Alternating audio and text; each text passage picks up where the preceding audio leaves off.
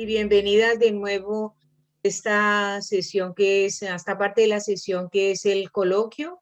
Tenemos aquí algunas preguntas, las vamos a leer en orden de llegada y van dirigidas a cada ponente. Cuando sea para todos los ponentes, yo lo indicaré. Estaremos en la mesa coloquio hasta las 19:40.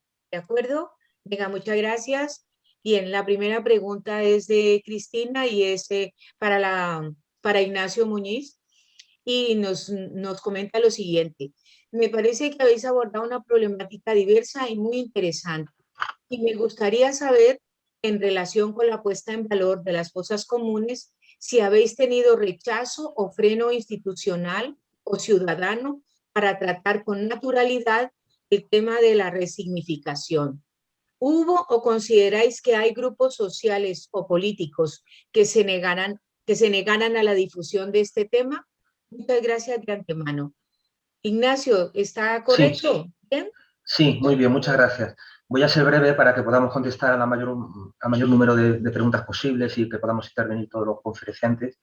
Bien, tengo que decir que, bueno, con matices, no tuvimos ningún problema a comienzos del año 2000, ni con las instituciones, ni con parte de los vecinos del pueblo. El proyecto de Ecomuseo, como os he comentado, es municipal, es decir, que el propio ayuntamiento es el que a través del Ecomuseo fomentaba esos trabajos y esa visión. Y fuera del ayuntamiento, pues, bueno, pues tampoco hubo institucionalmente ninguna traba al respecto. Tampoco podemos decir que hubiera ningún apoyo, salvo directamente el del ayuntamiento. No hubo apoyo, pero tampoco hubo obstáculo. Eso fue a principios del 2000. Hoy en día a lo mejor la cosa hubiera cambiado, porque como estamos viviendo en todas partes y en España en particular unos aires de involución, es muy posible que los que entonces a lo mejor no criticaban y se callaban, pues ahora bueno, pues estarían más en disposición de hacer esa crítica más abierta, ¿no? Pero entonces no tuvimos ningún problema. Muy bien. La siguiente pregunta que nos ha llegado en orden, quizá para todos, para que lo puedan responder todos los ponentes y las ponentes, y es de María y nos dice, me parece interesante retomar para la mesa redonda posicionamientos acerca de eliminar, descontextualizar, mantener, interpretar símbolos franquistas.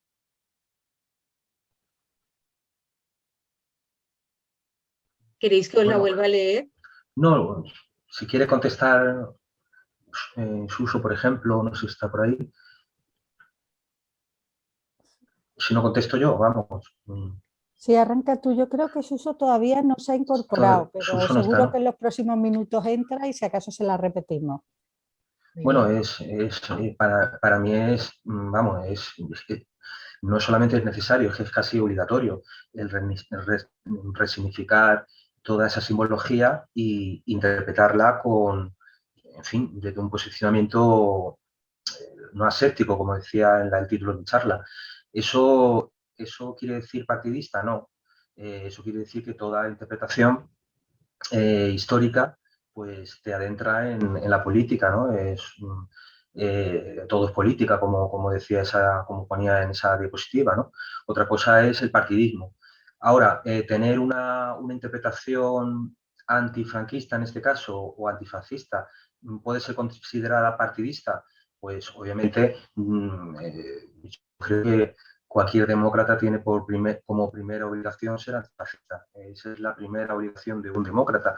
No me voy a referir a casos de la derecha europea como Merkel o como Sarkozy, que lo primero que hacen al coger su cargo, por ejemplo Sarkozy, al día siguiente de coger su cargo, vamos, Sarkozy no es una persona sospechosa precisamente, pues fue homenajear al maquis francés, que además estaba compuesto en su mayor parte por comunistas, para más INRI, ¿no? Es decir, ese debate lo tenemos diariamente en España por la historia particular que tenemos y por la transición que hemos tenido.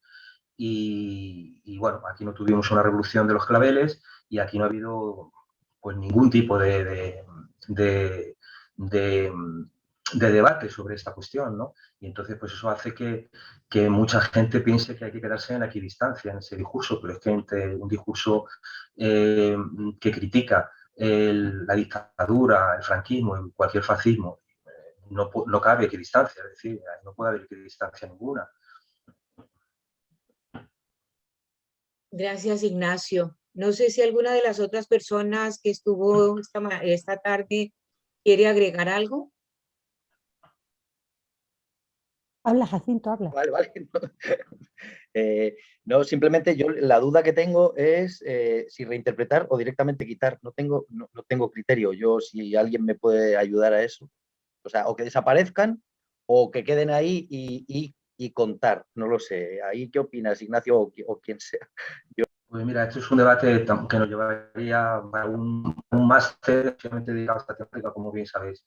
Mira, para serte rápido en la respuesta, según el caso. Según el caso. Según el caso, si, por ejemplo, antes os ponía el ejemplo de la placa de las calles que ha habido en Almería hasta no hace mucho. Si son objetos pequeños, pues te permiten cogerlos y llevártelos a un museo y allí reinterpretarlo y resignificarlo de otra manera. Si son objetos más grandes que tienen un valor artístico, pues yo no soy partidario de destruirlos, pero habrá que resignificarlo de alguna manera. Si el objeto no tiene valor artístico ninguno y se puede quitar, pues que se quite. En fin, según en cada caso. No veo yo que haya una norma para todos los casos iguales.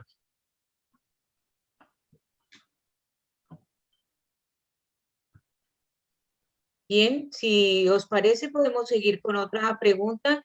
En la medida en que se incorporen otras más personas, podemos volver sobre esta, si lo consideráis. Leo un momentito también que Jorge Morales dice en la lista, en el chat, que quitarlos o no dependerá de la consideración patrimonial que le atribuyamos. Sí, claro. Bien. Me parece, por ejemplo, muy interesante, hablando de monumentos grandes, de monumentos que obviamente y que siendo grandes además tienen un valor artístico. Los compañeros portugueses antes no lo reflejaban con el monumento a los descubrimientos y demás. Bueno, pues hacer intervenciones de tipo artístico, performance, en fin, cualquier otro tipo de intervención que resignifique el monumento sin necesidad de tenerlo que destruir, ¿no? O simplemente muchas veces es poner una placa explicando quién hizo ese monumento y qué significado en su día y qué debe de significar hoy. En fin, que hay muchas maneras y diferentes de tratar esa cuestión y no creo que haya una norma aplicable en todos los casos y para todo momento, ¿no? Ignacio, hay aquí un comentario de la persona María, que nos ha hecho la pregunta, ampliando un poco lo que comentaba ella y decía, me refiero a un continuo entre eliminar y mantener, pero no de reinterpretar. Y la postura intermedia de contextualizar, quitando de las calles y llevando a museos. Sí, ya digo, que ese puede ser el criterio en fin, más generalizado, porque es el que mayormente se puede llevar a cabo, pero habrá en otros casos pues que a lo mejor la opción sea de quitarlo directamente, quitarlo incluso de manera performática. Me estoy acordando de la columna Vendôme en París, con los revolucionarios de la comuna de París, cuando tiraron la columna, la tiraron abajo porque era el símbolo del colonialismo y del imperialismo napoleónico, ¿no? Y además quienes estuvieron al mando de esa iconoclastia fueron artistas, Víctor Hugo y otra serie de personas que entonces anduvieron por allí. Quiero decir que depende del contexto histórico, depende del momento, puede ser una opción el tirarlo directamente porque sea demasiado ofensivo y cuando no se puede, pues resignificarlo y cuando sí se puede, pues llevártelo a un museo, efectivamente. Esa puede ser en la mayor parte de los casos lo que se podría hacer, ¿no? Ruth quería decir también algo. No se te oye, el Ruth. Micro, Ruth, el micro. No se te oye. Perdón, estaba escribiendo la pregunta, pero en este momento por el mundo, se están tirando abajo estatuas como la de Cristóbal Colón, la de los colonialistas y negreros norteamericanos y todo eso. ¿Qué ¿qué posición puede tener la interpretación con eso? ¿Qué podemos hacer? ¿Los dejamos? Es decir, Hombre, yo personalmente no me importa, pero me lo preguntan a veces, bueno, ¿y por qué tirar a Colón? Claro. Bueno, yo soy latinoamericana, ¿qué quieres que te diga? Pero Sí, en la mayor parte de los casos, efectivamente, lo suyo sería resignificar, ¿no? Y esos monumentos, ¿no? Sobre todo si tienen un valor histórico, ¿no? Pues no sé, pues si en lugar de tirar la estatua, pues le pones un plástico encima, ¿no? Si es una estatua de un torturador, ¿no? Pues le pones un plástico en la cabeza, yo qué sé. Quiero decir que no tiene que ser siempre la opción el quitar las estatuas, de todas maneras, o quitar los monumentos. De todas maneras, yo ahí pienso que, bueno, que si hay una corriente y si hay un movimiento popular y si hay una corriente que prefiere quitarlas, pues que se quiten. Es decir, que ahí, pues, en cada sitio, pues se verá qué es lo más oportuno, ¿no? Obviamente, si tiene un componente artístico, como decía Morales, pues lo suyo es quitarla a lo mejor de la plaza pública. Me estoy acordando, no sé si es en Budapest. Me parece que es en Budapest que crearon un parque a las afueras de la ciudad donde llevaron allí todas las estatuas de la época stalinista y allí están en ese parque y tú puedes pasear por el parque y verlas fuera del contexto donde se pensaron en su día, ¿no? Bueno, pues algo similar, te coges las estatuas de Colón y te las llevas a un parque y allí pues creas de manera performática una reelaboración del discurso sin necesidad de destruir la estatua. Pero en otro sitio, pues a lo mejor, por el contexto que se esté viviendo, por el motivo que sea, pues a lo mejor pues se decide destruirla. Y yo, pues, hasta cierto punto, aunque parezca muy radical, pues tampoco lo vería mal para casos concretos, ¿no? No como norma, ¿no? Hay que ver cada caso, hay que ver cada caso, en qué sitio se produce, por qué motivos, ver el valor histórico, artístico que puede tener ese monumento, ver si se puede llevar a otro sitio, si no, si se puede resignificar o no. ¿Se puede resignificar el Valle de los Caídos? Ese es un debate. ¿Se puede resignificar? Por mucho que se intente resignificarlo, ¿se conseguiría? Bueno, pues ahí está la cuestión. Pero por otro lado, a nadie se le va a ocurrir tirarlo, ¿no? Por mucho que a uno le gustaría, ¿no? En una especie de performance a lo bestia. Pero obviamente, siendo sensato, pues parece que no es lo más prudente, ¿no? El tirar un monumento de esa envergadura. Ahora, ¿cómo se resignifica? Porque claro, es complicado resignificar un monumento de ese calibre, ¿no? Óscar. Sí, también hay otra vía que se explotó a partir de los años 60 y sobre todo los 80 y que está ahí, incluso se ha intentado implantar en algunos casos en Navarra, pero sobre todo ha tenido bastante auge en Austria, Alemania, en Chile y en América Latina, es la de los contramonumentos. Es decir, es darle una vuelta a esa idea del memorial, que es la institucionalización, y sobre todo está llevada por artistas y hay experiencias muy interesantes, ¿no? No se trata ni de resignificar, ni de destruir, ni de quitar, ni de poner, sino darle una vuelta a la idea de los monumentos para que sean justo contramonumentos, ¿no? Una forma de concienciación interesante. Efectivamente. En el chat pongo algún ejemplo que de verdad que te hace reflexionar, ¿no? Y hace poco se presentó un artículo en una revista, en La Ponte, que habla de el Valle de los Caídos como un contramonumento. O sea, si no, ahora lo comparto, por si a alguien le interesa, para que se vea que hay otras vertientes, aparte de esa idea de destruir, mantener o qué hacer. Bueno, podemos dar una vuelta a esa idea de memorial que es tan maniquea en nuestra sociedad actual y que está tan institucionalizada, salvo que, como decía también Suso, y hemos visto en otras ponencias, incluso la de Nacho, que venga desde abajo, ¿no? Desde la población. Claro. Sí, yo totalmente de acuerdo, efectivamente. Y además, aún así hay que tener en cuenta que muchas resignificaciones de este tipo tampoco se comprenden, aunque se hagan con una motivación claramente de un contradiscurso oficial, ¿no? Me estoy acordando ahora de esa estatua ecuestre de Franco que estaba almacenada en dependencias y que un artista la utilizó y la sacó y se la llevó a Barcelona en la calle, la puso en la calle, pero claro, sin cabeza y totalmente desmembrada, ¿no? pues a alguna gente le pareció ofensivo por franquista, cuando era todo lo contrario, obviamente, ¿no? Era una crítica precisamente a ese dictador descabezado, ¿no? Quiero decir que en todo esto siempre va a haber sentimientos y opiniones muy diversas. Por eso insisto en que en cada sitio, en cada momento, en cada lugar y dependiendo de cada momento, pues habría que optar por una u otra intervención. Lo que está claro es que no se pueden quedar tal cual. Es decir, un monumento al fascismo, un monumento a una dictadura no puede quedar tal cual sin que haya una reinterpretación, una resignificación. Eso parece que es lógico, ¿no? Que casi todos podemos estar de acuerdo en eso. Bien, Judith queria perguntar algo, queria comentar algo? Por favor. Queria comentar, agradeço, queria comentar assim, acho que é quase uma obrigação nossa, que lidamos com o patrimônio e com a sociomuseologia, de olharmos os patrimônios que estão na cidade ou que estão nos museus e tentarmos perceber, de fato, em que medida alguns desses patrimônios são ofensivos, né, e criam rupturas com determinados grupos da sociedade que não se sentem representados e que muitas vezes se sentem efetivamente ofendidos por esses patrimônios.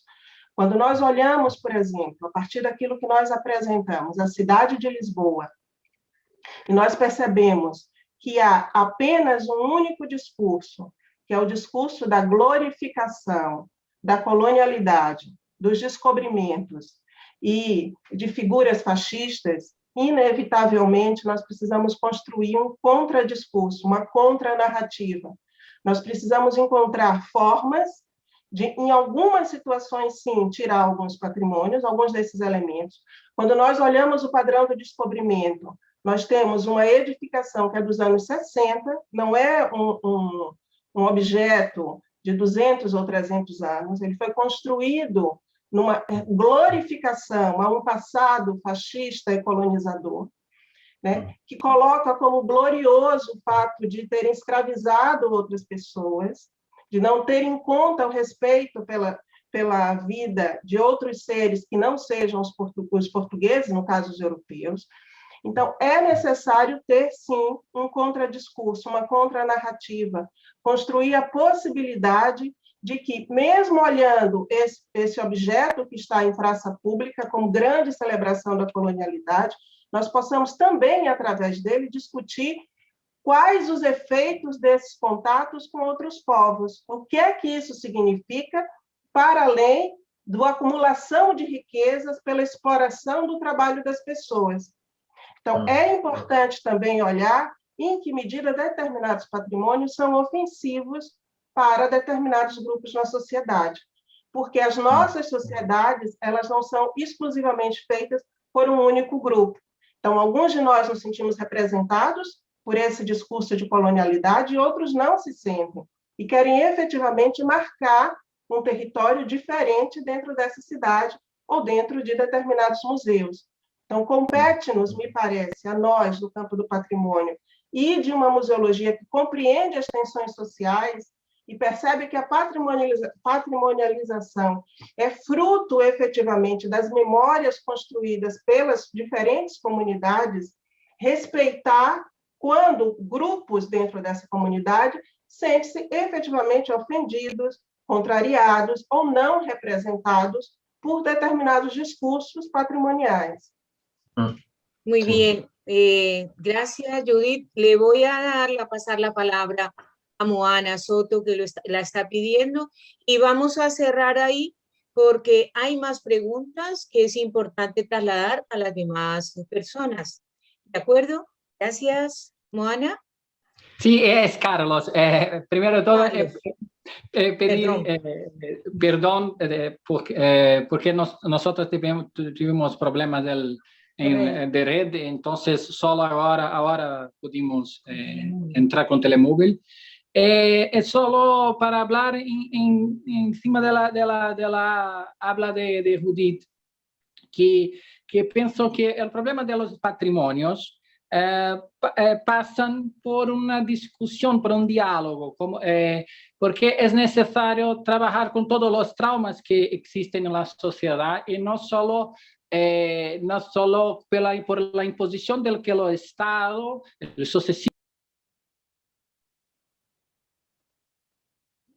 piensan que son el patrimonio. En esto es muy necesario el diálogo, es la perspectiva que nosotros también tenemos en el trabajo de memoria de la travesía, que es del diálogo en un corte freiriano, que es con una parte de poner en diálogo las distintas interpretaciones del patrimonio y de los traumas existentes. Y por último, agradecer por las ponencias.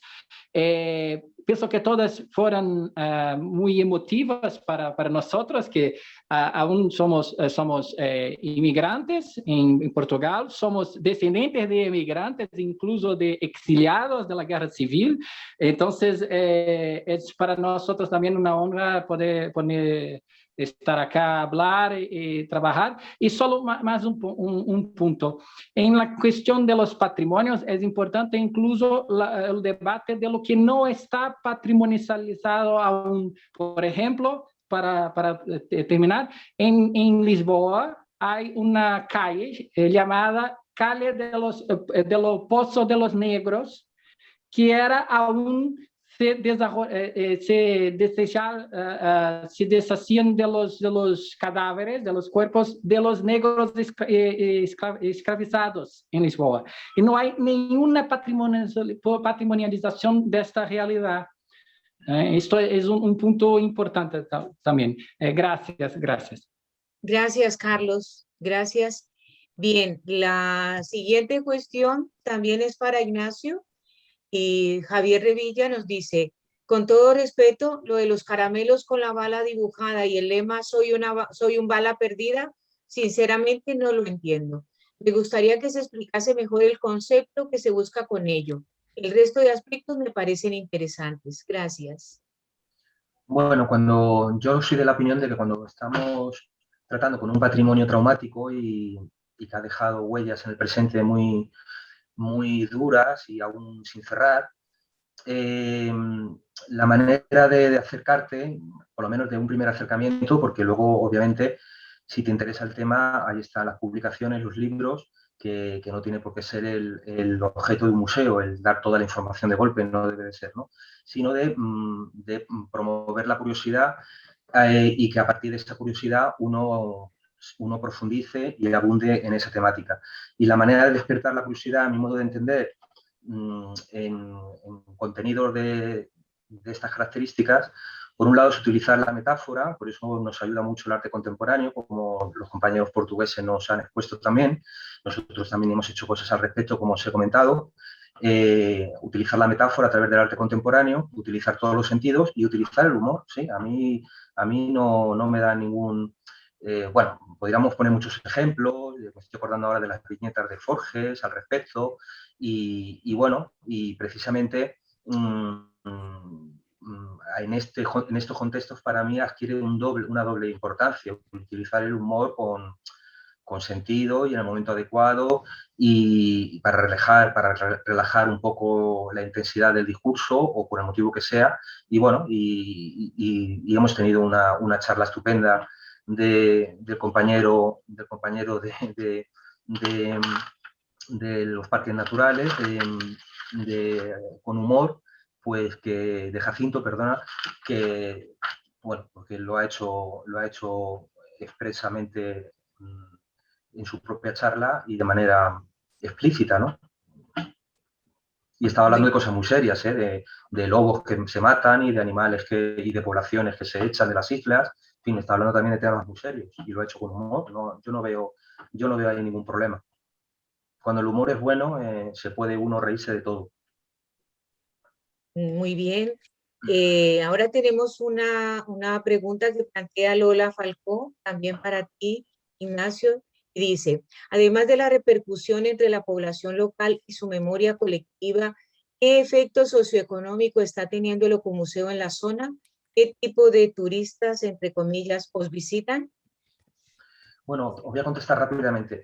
El tema de que hemos llamado aquí en España, el tema de la memoria histórica, en fin, a mí me gusta otros términos, por ejemplo, el que os he puesto con respecto al Museo del Aljibe en Lisboa, el Museo de la Resistencia y la Libertad, ¿no?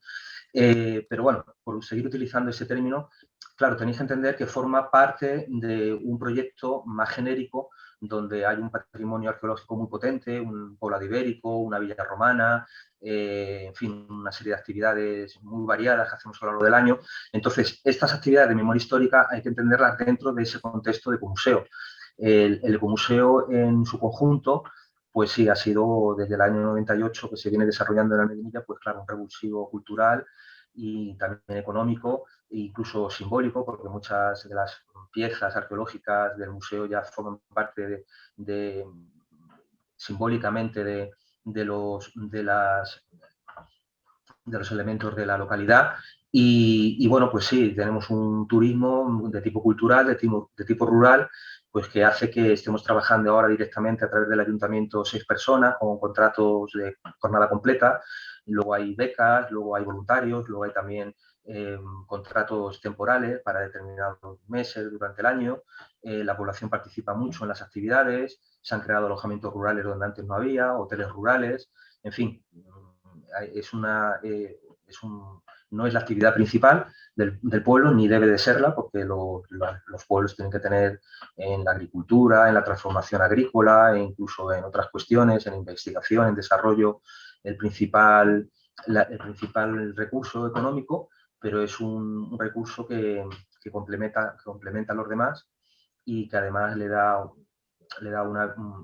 interrelaciona, lo permite a través de la cultura interrelacionar ese desarrollo con otros de otro tipo, ¿no?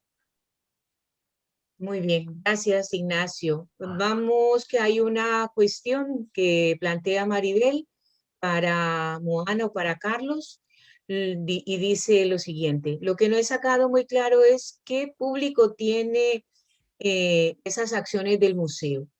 ¿Existe una interacción entre locales y foráneos? ¿Cómo es esa relación? ¿Recibís críticas o os acusan de tener afinidad política?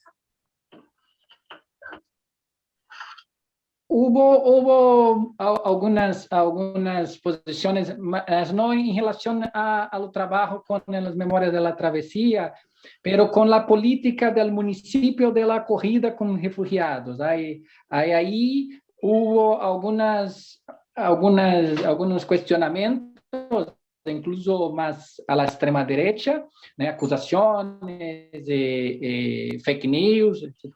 Pero en relación al trabajo con el museo, hasta ahora no ha aparecido nada de cuestionamientos. Cuestionamientos en la ciudad, en la sociedad, pero en el museo no ha aparecido, y en el trabajo con la memoria de la travesía estamos aún en el proceso de creación de los sitios web, de lo archivo.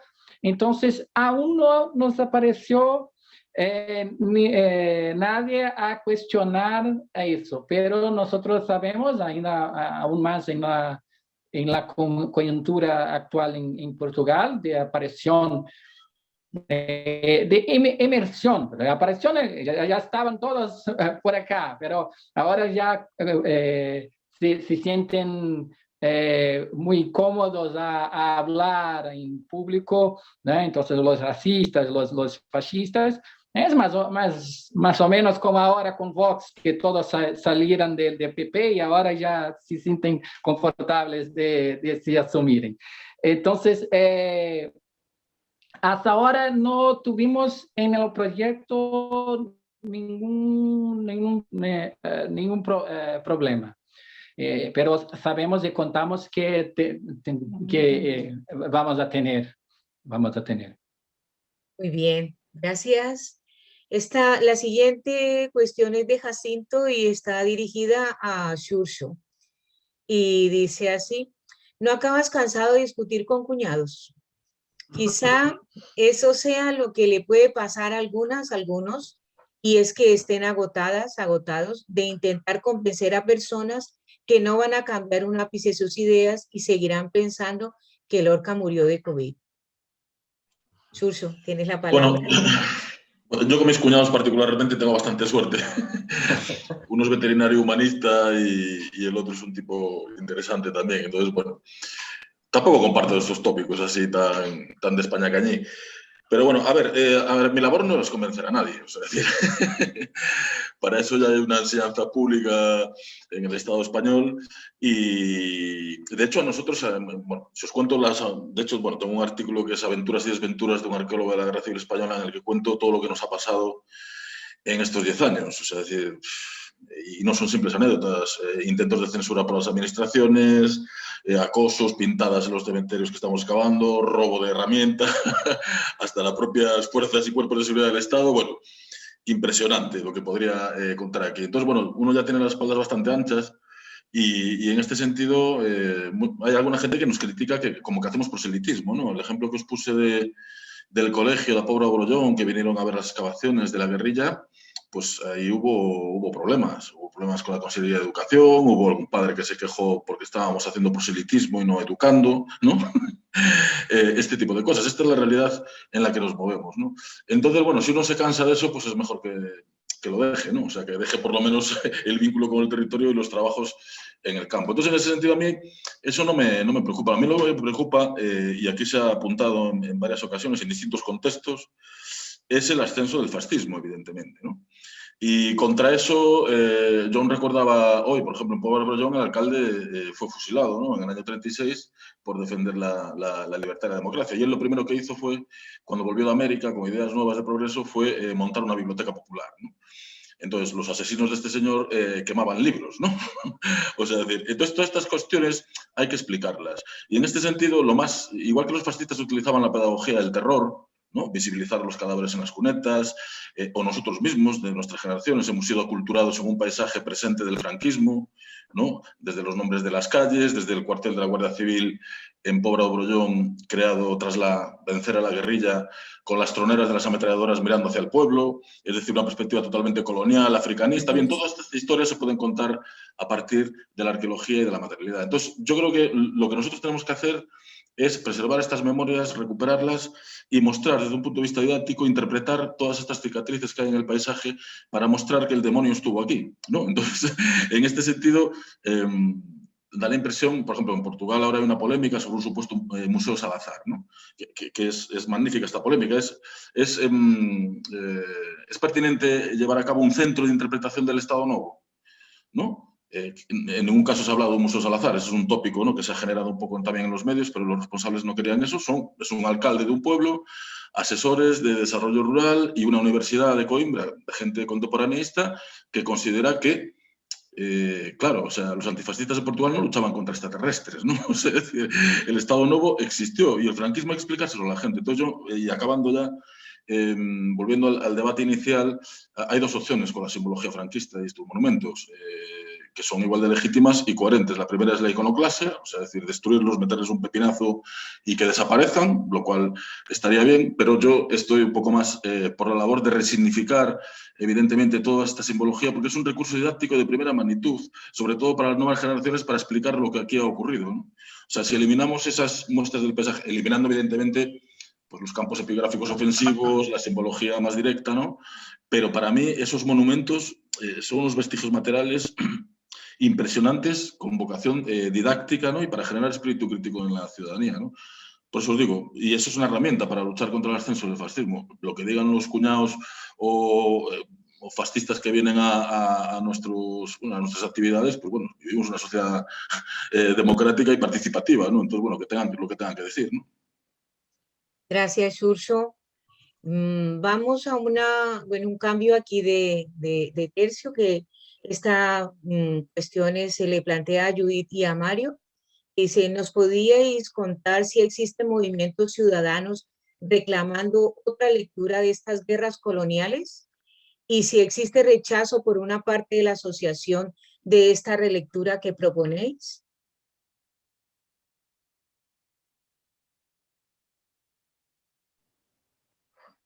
Sim, há vários movimentos nesse momento em Portugal, sobretudo em Lisboa, né, mas há movimentos em todo o país, movimentos artísticos, movimentos sociais, movimentos com uma característica mais política, mas de intervenção de rua, que tem exigido que haja outras formas de leitura e de expressão nas cidades e pelos museus e pelas instituições que trabalham com o patrimônio, que reivindicam outras leituras em relação à guerra colonial e que também reivindicam outras leituras em relação à população negra afrodescendente.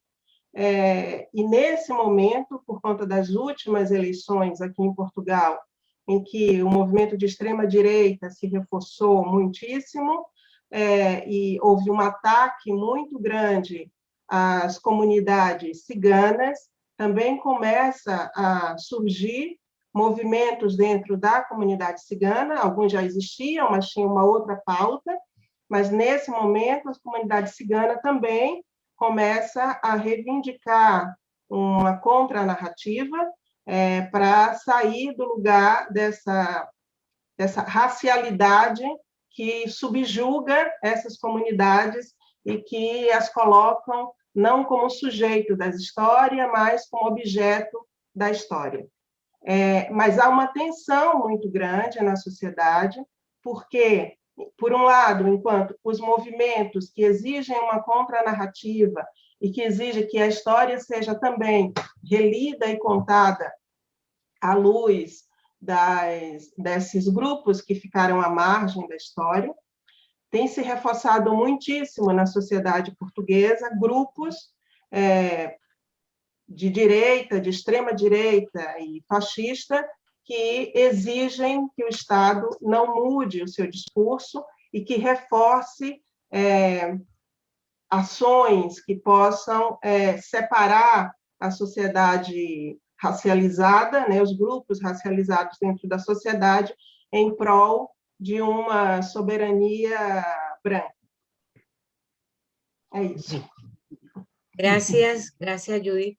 Aquí hay una pregunta, una cuestión así en abierto, que no especifica la persona a la que va dirigida. Es de Orlando Araque. ¿Cuál es el rol de los diferentes grupos comunitarios en la gestión y destino de elementos patrimoniales con tintes políticos? Porque creo que el equipo de gestión patrimonial no debe actuar solo.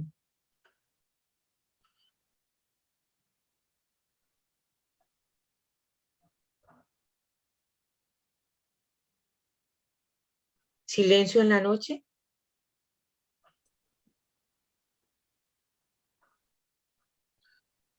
Surso, no sé. Bueno, en nuestro caso, por ejemplo, efectivamente, totalmente de acuerdo. Por eso en esta temática, como en otras, pues siempre trabajamos previamente y durante el proceso con colectivos, con asociaciones y con los propios vecinos interesados en cada temática que se suscite, ¿no? En el tema de la memoria histórica, pues bueno, a nivel personal y luego como institución, pues hemos colaborado con muchas asociaciones memorialistas, con otros colectivos, incluso institucionalmente cuando los departamentos de memoria histórica han estado más activos, en este caso en la comunidad autónoma de Andalucía, pues hemos colaborado a distintos niveles, ¿no? Desde los vecinos y las asociaciones y los colectivos hasta las propias instituciones que se han interesado en el tema. Claro, y a partir de ahí, pues si tú elaboras un discurso que no es el tuyo propio, si tuviera que exponer mi discurso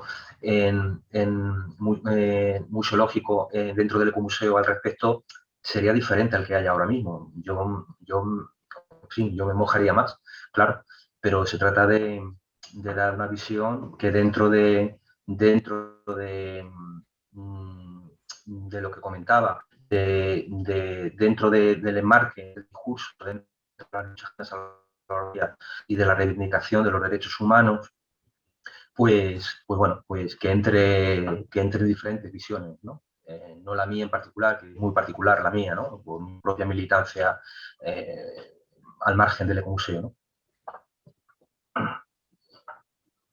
Perdón, me dicen aquí que repita la pregunta. Chucho, la copié en el chat, ¿la viste? Sí, la acabo de ver. Bueno, yo en este sentido, con las comunidades rurales con las que trabajamos en Galicia, abogamos por un total empoderamiento, ¿no?, de estas comunidades. Y esto es, bueno, no voy a entrar aquí, pero bueno, podemos hacer toda una genealogía de cómo el franquismo consiguió despolitizar a todas estas comunidades. Tenemos que ver que en esta zona, por ejemplo, de la Ribera Sacra, en los años 30, teníamos desde, bueno, todo el eje ferroviario del SIL, con una presencia de sindicatos de la UGT, del PSOE más revolucionario impresionante, ¿no? Teníamos todo el movimiento agrarista de larga tradición, teníamos toda la aportación de los indianos que vinieron de América, es decir, era una sociedad totalmente politizada en el mundo agrario, ¿no? O sea, que es algo que muchas veces se olvida, ¿no? Eso se fue domesticando precisamente con el franquismo, pero los campesinos siguen siendo sujetos políticos, ¿no? Y esto es algo que no acaban de entender, por ejemplo, las administraciones o el Estado liberal tal como está conformado. Entonces, digo esto porque esto explica la política patrimonial oficial, por ejemplo, en Galicia. La unidad de identidad más importante en Galicia para las comunidades rurales es la parroquia, ¿vale?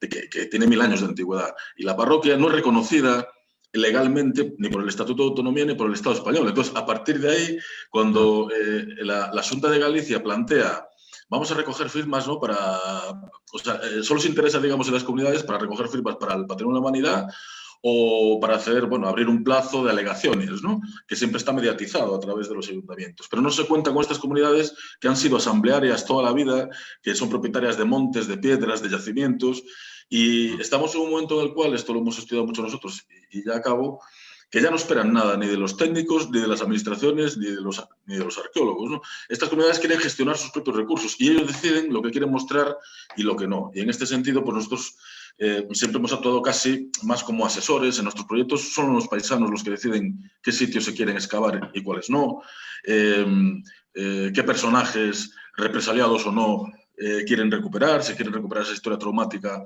o no. En ese sentido es plenamente participativo, ¿no?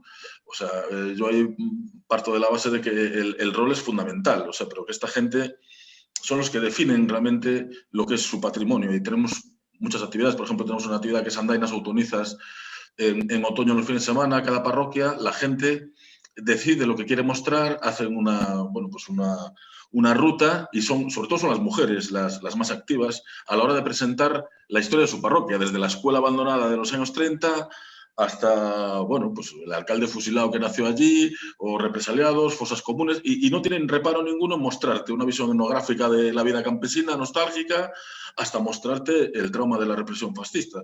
Y no son dirigidos ni por un sindicato, ni por un partido político, ni por un arqueólogo. Y entonces yo creo que tenemos que apostar por ese papel protagonista y nosotros a lo mejor quedar a un lado o actuar como asesores, creo yo. Gracias. Moana, tienes la mano levantada. ¿Quieres comentar algo? Sí, es solo un comentario. Es que creo que hay un problema con la cuestión. Porque si pone como si cuál es el papel, rol en el patrimonio con tintes políticos, pero todo patrimonio es político. Este es un problema en la cuestión. Pienso que la cuestión debe ser cuál es el papel de las comunidades en general en la gestión del patrimonio y no solo en estos que hay más claramente un problema, un problema de conflicto político. Esto pienso que tenemos que cambiar la cuestión para cuál es el papel de la comunidad en la gestión del patrimonio en general. Bien, gracias. Una pregunta para Jacinto. Dice, hemos entendido las situaciones que suponen comerse un sapo para un guía que se topa con un cuñado suelto, pero me ha parecido escasa la explicación de cómo sales de la situación. En concreto, ¿encaras o rodeas? Es de Larry. En Garajonay no pasa nada que hable él con el tema del lobo. No, a ver, está muy bien. Lo que ocurre, ya digo, no es fácil. Al final te ves un poco desbordado por temas muy tontos. Sobre todo, por ejemplo, en Garajonay, cuando se habla eso o cuando se habla de historia. Enseguida los colonizadores, pero ¿qué colonizadores? Y esto es un tema complejísimo. Yo me parece a mí que la historia es quizá lo que más te puede llevar incluso a enemistarte o a crear ahí un conflicto con alguien que no lo ve, que me parece fenomenal, porque no hay por qué saber. Yo lo que creo que lo que hay que estar es lo más informado e informada posible, lo más, porque esto cambia continuamente. O sea, la capacidad de dar mala información es tremenda. Es muy difícil dar cosas que sean absolutamente precisas. Yo me meto a veces en berenjenales, un poco por lo que comentaba antes en la mesa de café, y es que yo ya tengo una edad, yo tengo una nómina y tengo una experiencia que sabes un poco de qué pie cojea todo el mundo, empezando por uno. Yo me meto, por ejemplo, a criticar, así de claro lo digo, que en Galicia no se habla gallego. Me parece fatal, porque tú ves en Cataluña y se habla catalán, ves que en el País Vasco la gente está haciendo un esfuerzo desde la administración para que se hable, y uno va a Galicia y no te habla en gallego ni el tato, de las experiencias personales que tengo. Y a mí me da mucha pena, porque ya lo digo, ser bilingüe es lo mejor que te puede pasar. Y yo creo que es un tema claramente político también. Yo ahí me meto en la piscina y defiendo mis ideas, y habrá gente que, bueno, claro, depende de quién, pero hay gente que, sobre todo el catalán, es como si estuvieras hablando del demonio, ¿no? En concreto. Y luego es verdad que también es la experiencia personal de cada uno. Es verdad que te metes en fregados sin querer que luego, o queriendo incluso, pero que vas a tener que salir de ellos. Es un poco lo que opino. Pues sí. Cuando te vienen hijos de cacique o descendientes de caciques a las rutas, pues y hablas del caciquismo en La Gomera y hablas de lo extrapolable a los santos inocentes, pues no creo que les haga mucha gracia. Pero es que sus abuelos eran unos hijos de puta. Es que lo que hay, ¿entiendes? Que no, bueno, entonces, tú lo llevas de la... no dejas de decir lo que tú quieres, que es un poco lo que hablábamos, cómo hablar cuando no te dejan cómo hablar de algo, pero metiéndote por otro lado. Yo creo que es un poquito la idea, vaya. No sé si me ha explicado Larry and compañía. Muy bien. Tenemos aquí una pregunta de Cristina que dice lo siguiente. Uno de los problemas con según qué monumento grande es que en algún momento pueda llegar a ser un lugar de culto. ¿Cómo lo veis? Por lo tanto, creo que es una pregunta abierta a cualquiera de vosotros y de vosotras. ¿Cómo lo veis que se convierta esto en un lugar de culto?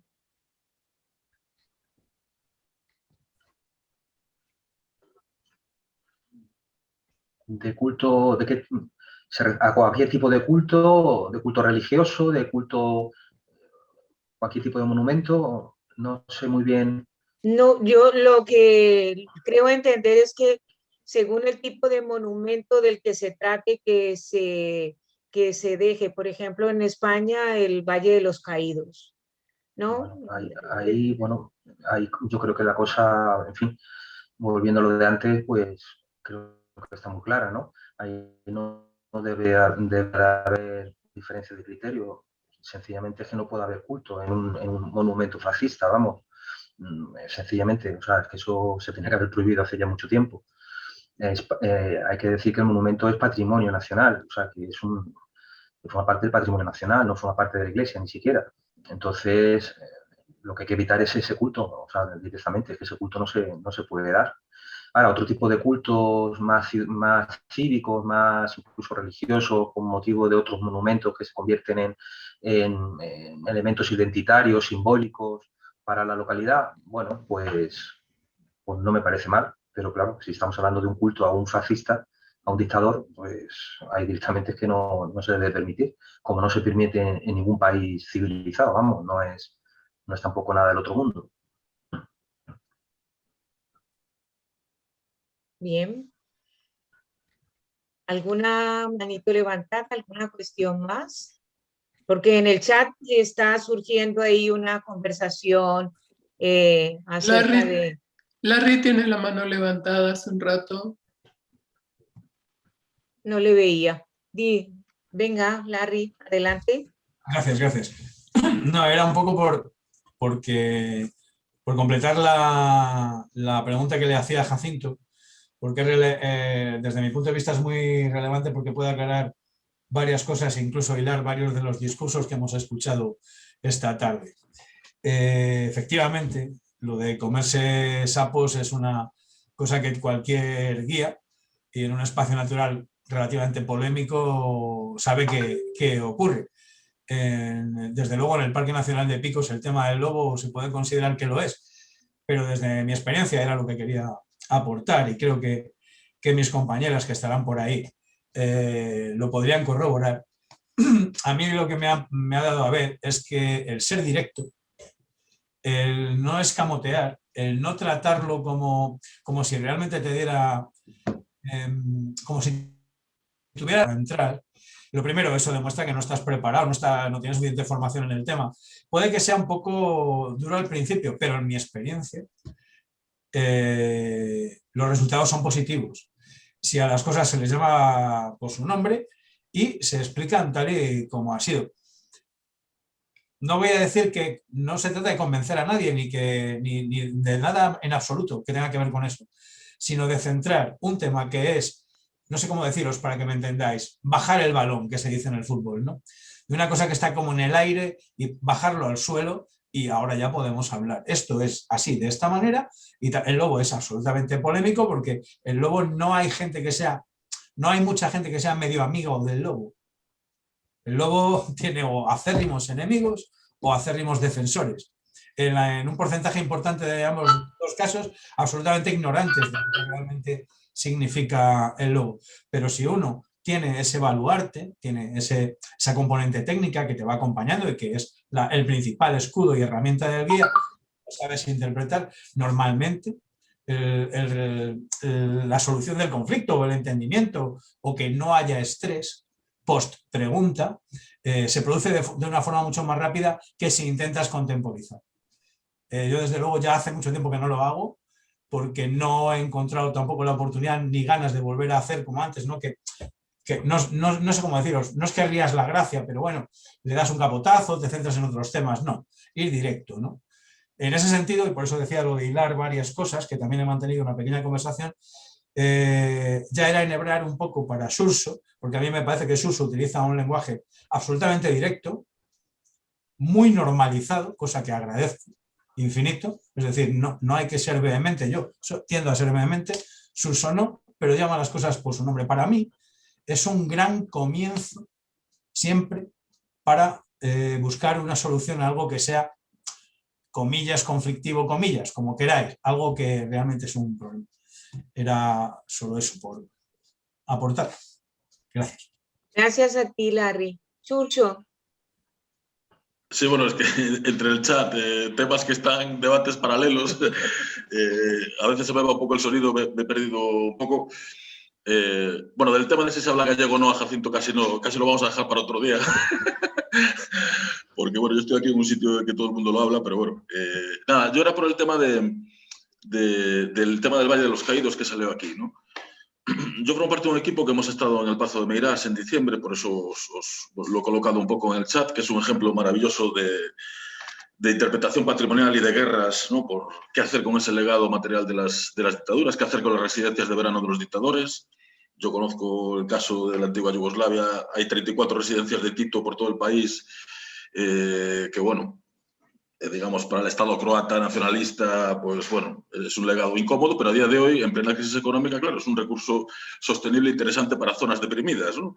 Podemos hablar de lo que se ha hecho en Gori, ¿no? Con la casa de Stalin, o en Predapio en Italia, que todos los comerciantes y la población local presionan al alcalde para que aquello se ponga un poquito en valor. O sea, es decir, aquí estamos... Podemos hablar de muchísimas cosas, de turismo negro, pero del de verdad, ¿no?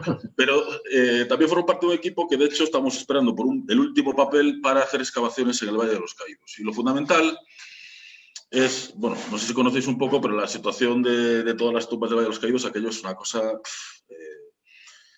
ingestionable. O sea, por las humedades, por todo, es un amasijo de huesos, maderas, féretros. Bueno, es una cosa muy difícil de gestionar. Yo no sé qué va a pasar ahí. Cosas de la necropolítica, pero una manera de resignificar ese monumento, no tenemos que olvidar que el dictador salió a hombros por sus familiares, ¿no? En noviembre, no olvidemos, este es el país en el que vivimos. Pues una de las cosas que podemos hacer, y lo que vamos a hacer nosotros en este proyecto, financiado por la Secretaría de Estado de Memoria Democrática, es excavar los barracones de la mano de obra esclava que construyó el Valle de los Caídos. Entonces, yo creo que aquí enlazo con muchas de las cosas que han planteado los ponentes y las compañeras en proyectos que yo considero bastante modélicos. Es cambiar el zoom, cambiar la mirada hacia precisamente las víctimas, ¿no? De todo este estado. Entonces, ese monumento evidentemente no se puede entender sin esas ruinas a las que nadie ha hecho caso, en las cuales está la vida cotidiana, las condiciones infrahumanas de esta gente que estuvo durante casi 25 años construyendo el Valle de los Caídos. Y eso también es turismo negro y eso también va a estar abierto al público, haremos jornadas de puertas abiertas para conocer realmente. La materialidad no engaña, la propaganda sí, los documentos se falsean, en una dictadura más, pero la materialidad, cómo se vivía en un campo de concentración o un barracón o una fosa con los esqueletos de los represaliados tirados ahí con un volquete como si fueran animales, no alimañas, eso es lo que le preocupa al fascismo, es decir, visibilizar lo que hicieron, ¿no? Y el mero hecho de meter un paletín y hacer público eso tiene un poder tan enorme como el poder que tiene un intérprete del patrimonio, un guía o una guía que con su palabra y su presencia puede explicar el paisaje de una dictadura simplemente con la palabra, ¿no? O sea, eso me parece un arma de destrucción masiva del pensamiento totalitario, ¿no? Y por eso yo le doy mucho valor a las experiencias que estamos compartiendo aquí. Y esto no tiene que ver, como decía al principio, ni con bandos, ni que los guías de los parques naturales estén pirados, o los arqueólogos seamos también nosotros pirados, o gremialismo, guerras corporativas. No tiene nada que ver con eso. Tiene que ver con cómo mostrar este legado material traumático de una dictadura, ¿no? Muy bien. Suso, además, has quedado ahí en las 19:40 clavadito, ¿eh? Muchísimas gracias. Muchísimas gracias. Por aquí también se fala galego, que os saibas, ¿eh? Así que, muy bien, perdón, muy bien. Hemos llegado al final de esta parte de la sesión, la ponencia. Jacinto, 1 minuto, 1 minute. Menos. Simplemente es que esa es la clave. O sea, cuando tú ves el Coliseo de Roma, tienes que hablar de los esclavos que lo han hecho. Todo lo han hecho, casi todo lo hicieron esclavos en todos los lados. Las pirámides de Egipto no cobraban los encofradores, 3.000 maravedís, no cobraban ni hostia. O sea, es que hay que hablar de esa gente. Totalmente de acuerdo. Muy bien. Para concluir, bueno, agradecer enormemente a las personas que habéis estado aquí, nos habéis compartido vuestros saberes, vuestras experiencias, y a las personas que habéis estado participando con las preguntas en el chat, con los murales, que es lo que va a seguir a continuación. Yo tengo para decir que esta sesión, que recuerdo el nombre, la interpretación del patrimonio traumática fuera y dentro del museo, nos deja en el aire esa, por un lado, la pertinencia de esta temática, la necesidad que tenemos como sociedad de visibilizar aquello que de alguna manera se quiere invisibilizar, y la necesidad de algo que comentaba Xurxo al final, de que las personas que nos dedicamos a la interpretación del patrimonio sigamos con nuestra labor, con esa convicción, con esa pasión, utilizando todos aquellos medios que podamos utilizar. Muchísimas gracias.